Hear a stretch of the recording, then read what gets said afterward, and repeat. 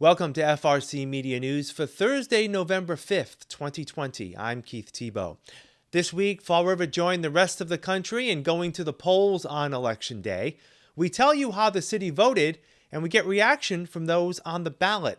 With the increase in COVID cases, Governor Baker tightens restrictions, and we explore how local performing arts centers are attempting to survive with no live audiences. All that and more coming up. Over 31,000 voters went to the polls in Fall River on Election Day Tuesday. That's 58.9% of those eligible in the city to cast ballots. According to Fall River Election Commission Chairwoman Kelly Souza Young, strong mail ballot participation, early voting numbers, and perceived interest on Election Day did not meet her prediction for turnout. I couldn't even tell you what it was. If that's the case, it didn't show with the long lines that we had today. We had lines at 6:45 in the morning, like wrapped around buildings and stuff. So I was very anticipating a higher amount. I was excited because I was thinking that, oh wow, we're gonna at least we hit 50. I was like, okay, well we're gonna hit 50%. Oh, we're gonna hit 60. Oh, we're gonna hit 70. I was even saying, oh, we were gonna hit 80%, but 60%. I'm happy that it was a high turnout, but I wish it was higher. So how did Fall River vote on Election Day? Here are the unofficial results, with Democrats by and large carrying the night. In the race for president, former Vice President Joe Biden and Senator Kamala Harris took the city with 17,379 votes to President Trump and Vice President Pence's 13,409 votes. Libertarian Joe Jorgensen and Spike Cohen finished third with 366 votes, while Green Party candidates Howie Hawkins and Angela Walker finished with 150 votes. In the U.S. Senate, incumbent Democrat Ed Markey earned another term, defeating Republican Kevin O'Connor in Fall River by a margin of 18,195 votes to 11,642. In a video addressed to voters, Senator Markey said he will continue to promote progressive values during his next term. I meant what I said on primary night. The age of incrementalism is over. The time to be timid is over. Now is our moment to think big, build big, be big. As individuals, as political leaders, as a nation, we must turn what must be done into what gets done. In 2021, we will put justice on the floor of the United States Senate. We will fight for comprehensive immigration reform and a pathway to citizenship for all 11 million immigrants living in the United States. We will fight for expanding the Supreme Court and restoring faith in this institution vital to our democracy. We will fight for workers' rights, collective bargaining, and retirement security, a nation that recognizes the rights and dignity of everyone. We will fight for justice in the halls of Congress and the halls of the courts. We will take to the streets, boldly paint the words across our boulevards, and at last pass the laws that affirm this truth: Black lives matter. We will fight for racial justice and erase once and for all the cruel reality that we live in two Americas. In Congress, Democrat Jake Auchincloss will replace Congressman Joseph Kennedy in the 4th District, defeating Republican Julie Hall in Fall River 8,006 votes to 5,479 votes. In the 9th District, Congressman Bill Keating has won a 6th term over Republican Helen Brady and Independent Mike Manley. Congressman Keating tells us he attributes his victory to meeting the concerns of those within his district. We were addressing the issues most on people's minds, and that's dealing with the COVID-19 pandemic, the testing, the need for help of small business and stipends for individuals and stimulus funds, dealing with unemployment, helping cities and states, the package we put together that's been languishing on the Senate, the third major package that we've had, and also dealing with the economic fallout from that that's part of that package. So we're on target to the pressing concerns there. Fall River has, just like so many other communities, a concern as things come back and spike up again in the fall. We're in a real crisis, and I think it's imperative that Congress help. And we were able to pass several pieces of legislation, including this last piece. And hopefully, now that the election's there, the Senate will act on this. So I think it's really addressing the pressing needs that are there in the short run and dealing with some of the longer term issues. Statewide, Governor's Counselor Joe Ferreira, Senator Michael Rodrigues, 6th Bristol Representative Carol Fiola, and 7th Bristol Representative Alan Sylvia ran unopposed and were re-elected. In the 8th Bristol District, incumbent Democrat Paul Schmid earned another term, defeating Republican Evan Gendro in Fall River, 2,165 votes to 1,421 votes. Both candidates had reason to feel confident from their results. Yes, I think people do recognize that experience and results count. We had been able to pass just a year ago a monumental education bill that will allow Fall River to increase its per pupil spending from $13,000 a student to $20,000 a student over the course of the next 7 years. That's, of course, we have a pandemic pause in that, but the point is that the legislature is committed to a significant increase in state funding to allow Fall River to bring its spending up to be more competitive with the suburban schools around Boston. And of course, also, we look forward to South Coast Rail. And as you can see from the development work that's already going on along the tracks in Fall River, commuter rail service to Boston truly is going to be a game changer for the South Coast, for Fall River. And your present delegation is very pleased that we've been able to make that happen. We started this back in December of 2019, and we stressed the importance of focusing on fiscal responsibility, focusing on supporting public safety, focusing on bringing accountability and transparency to state government. And I think that message really resonated with a lot of people in Westport, Fall River, New Bedford, and Freetown.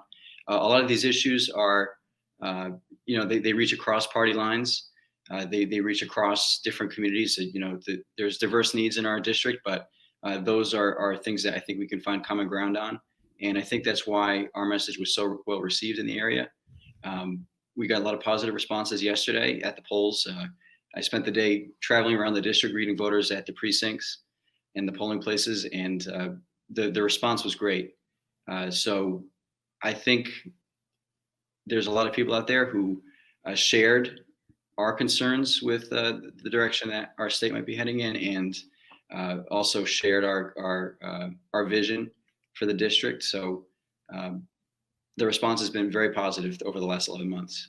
In races within Bristol County, Interim Register of Probate Tom Hoy has won election, defeating independent Melanie Patnaud-Layden. Democrat Christopher Saunders ran unopposed for County Treasurer.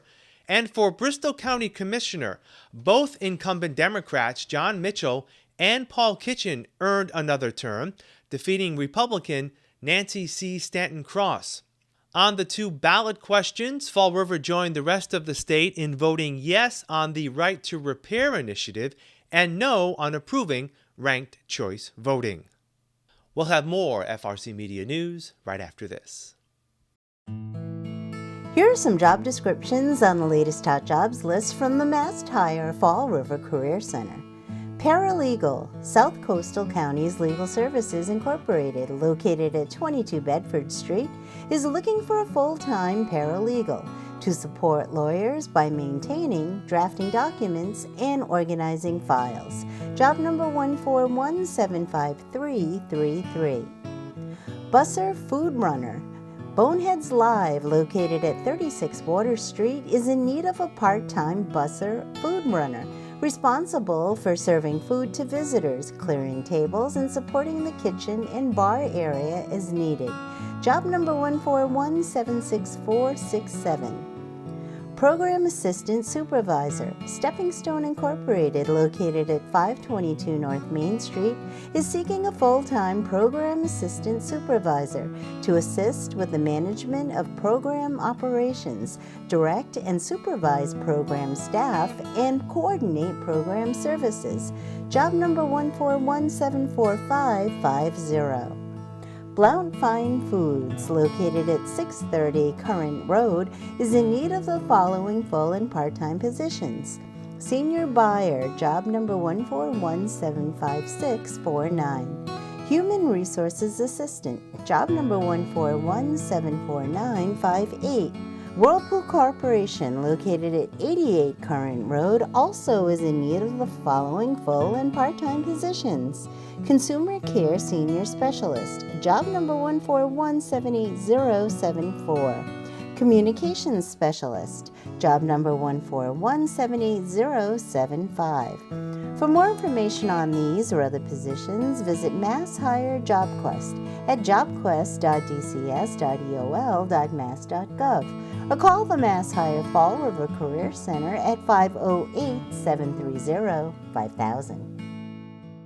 Welcome back. Now, the latest on the COVID-19 pandemic. The Commonwealth continues to see an increase in the number of cases and hospitalizations. Early this week, Governor Charlie Baker called the latest numbers concerning, but not caused by any specific super spreader events. The simple truth is this: too many of us have become complacent in our daily lives. I know it's hard for people to hear me say this time and time again, but it's true. We're doing much better than many other states and many other countries, but here too, we've let down our guard and we have work to do. And that's driving a significant sustained increase in new COVID cases, and that is driving a significant and sustained increase in hospitalizations. If we do nothing and stay on the track we're on now, we'll create capacity problems for our healthcare system by the end of the calendar year. The governor went on to announce that the following steps will be taken in an effort to limit infections, with all these restrictions taking effect tomorrow, November 6th. The Department of Public Health will once again issue a stay-at-home advisory. This time, the advisory will be in effect from 10 p.m. to 5 a.m. Residents should stay home between these hours, with exceptions like going to work or to the grocery store. I've also signed an executive order that will require indoor recreation facilities, theaters, casinos, and virtually anything else that's open that's an entertainment venue to close at 9:30.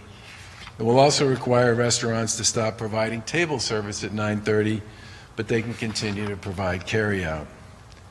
It will also shut down liquor sales at restaurants and at grocery stores and package stores and convenience stores at 9:30 p.m. We've also updated the gatherings order to reduce the gathering limit of private homes to 10 people for indoor gatherings and 25 people for outdoor gatherings. With limited exceptions, this order also requires that all gatherings inside, outside, and private homes or event venues need to end by 9:30. And finally, I've signed an updated face covering order. The new order requires everyone above the age of 5 to wear a face covering in public. We're making this clear for everyone. No more exceptions and no exemptions for when you can maintain social distance. It's our hope that this simpler, more straightforward rule becomes easier for the public to follow and easier for local officials to enforce this mandatory order this way. The governor said people need to focus their efforts to do their part in stopping the spread of the virus. He also said that at this time, restricting commerce or closing schools are not currently on the table as options to curbing the number of infections. It was only 3 weeks ago when Fall River was in the yellow or moderate risk level for COVID infections. Under the governor's reopening plan, local performing arts centers were allowed to welcome patrons back on a limited basis. Plans quickly changed after the city climbed back up into the high risk or red level of infection. Patrick Norton, executive director at the Narrows Center for the Arts, moved full steam ahead with some in-person performances. We were patient. We got the word. We ended up scheduling some shows. We've been doing these Friday night live streams every Friday night since the middle of May, so we had a schedule in place. So for actually 2 nights, we had 2 shows where we had small audience, 25 the first night and 100 the second time. And even though we only had those 2, it was nice to get people in. We had a good time, and it allowed us to kind of work our way into, our COVID plans with our social distancing, our safe seating, and all the other sanitization and different protocols that'll be the world that we're moving into. Mr. Norton says that not only have people not been able to attend live shows, but restrictions have also negatively impacted attendance at the Narrows Art Gallery. He says despite the setback, the center has been able to adapt. It's important. I think, we're moving into this dark corner of the wintertime, and it's going to be lonely out there, and we need to find ways that we can connect people to things that they really love in a fashion they may not be the way they used to receive these services, but things are changing all the time. And let me just say this, we're going through a lousy time. We will survive this thing. We will gather with people again. We will see live music. So it's going on way longer than we wanted it to, but I don't want people to think that it's never coming back, because that's not the case. Regardless, the Narrows will continue to produce content virtually on a weekly basis. Included in its schedule for this weekend is its 5th annual tribute to local musician Michael Troy. That'll take place this Sunday afternoon, with proceeds going to the BMC Durfee High School music department. Michael Troy was a brilliant singer-songwriter from the Fall River area. He was a national artist. He was a guy who captured Fall River's Mills Hills. He was a fisherman. He was a rough and tumble sort of guy, but he was a poet laureate, as I may say. And he left. He was a longtime Narrows guy, opened up a lot of great shows, headlined some great shows. Again, played all across the country, was a Kerrville Folk Festival songwriting champ, on and on and on. And his friends have put together this benefit with his family. And what a great way, Michael, to honor Michael by, letting people in Fall River know that this guy, Michael Troy, wrote all this great music, but, to inspire young kids and to put money in kids' pockets, that can be a barrier for a lot of kids. They don't have the money to buy a musical instrument. This money that Michael Troy's foundation raises buys musical instruments for kids. I mean, that's a big deal. Little Theater of Fall River, a staple of the community theater scene for over 80 years, is also not allowed to perform for the public. President Aaron Gendro-Visco says the theater was in the midst of a production at the Fire Barn when COVID hit. He says since then, Little Theater has had to take stock as to what it will do next.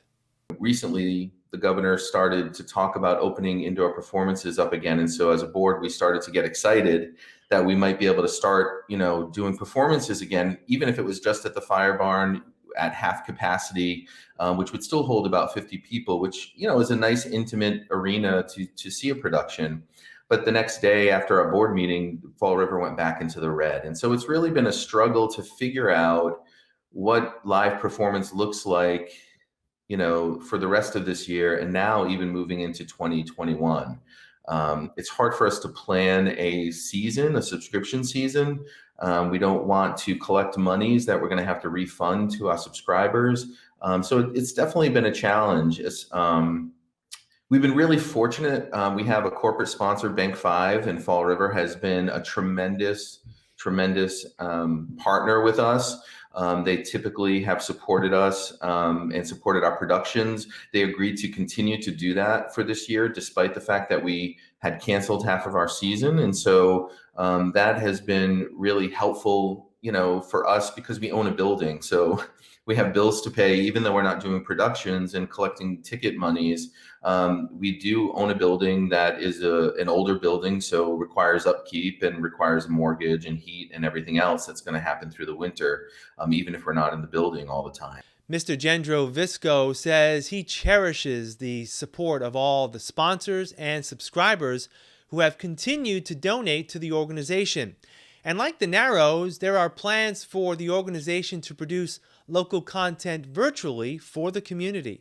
So our first virtual event is going to be a celebration of our scholarship winners. Typically, they're going to be like short half-hour events. And then we're planning some virtual cabarets. So the first one will be President's Pick, because so they're giving me the opportunity to pick, songs or numbers from shows that I've either directed or that I've been a part of in the group. And that will be follow the scholarship winners show. And then we're thinking about what to do after that. We're looking into different shows that would allow us to have a live streaming performance for a weekend, probably in the early winter, maybe in the February timeframe. And again, following guidelines, there are shows out there where we can keep actors separated. We can have people wear masks until it's time to sing. We're trying to think about all of those things to keep our actors safe. But the good thing is there's no audience in front of them. And so we can kind of manipulate that a little bit and be able to have the audience stay home and keep them safe, but still enjoy those live performances. You can find out more about the Narrows Center for the Arts at narrowscenter.org and Little Theater at littletheater.net. The Fall River Police Department will be receiving financial support for its training programs from Bristol County District Attorney Tom Quinn. The $10,000 contribution will be used to allow every officer to participate in a program called Path to the Guardian.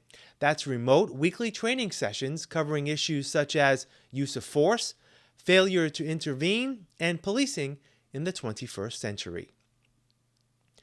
Veterans Day is next Wednesday, and the Fall River Veterans War Council is planning a rolling motorcade in place of its annual parade, similar to their event on Memorial Day. The motorcade begins at 1 p.m. on Wednesday, proceeding on the following route. The motorcade will begin on the waterfront and head east on Anawan Street to Government Center, where the motorcade will take a left onto North Main Street toward President Avenue. Then the motorcade will take a right onto President Avenue, up the hill, and then a left onto Highland Avenue. Proceeding on Highland Avenue at St. Patrick's Cemetery, the motorcade will then take a right onto Robeson Street. On Robeson Street, the motorcade will head all the way down to Bedford Street, where it will take a left onto Bedford, then continue on Bedford up to Eastern Avenue, where it will take a right onto Eastern Avenue and continue on to Brayton Avenue. At the end of Brayton Avenue, the motorcade will take a left onto Stafford Road, then a quick right onto Globe Street. The motorcade will follow Globe Street to Globe Four Corners, where it will take a right onto South Main Street. Then it will head back down South Main Street to Government Center. It will take a left on Central Street, finally ending at Battleship Cove. We'll have more FRC Media News right after this.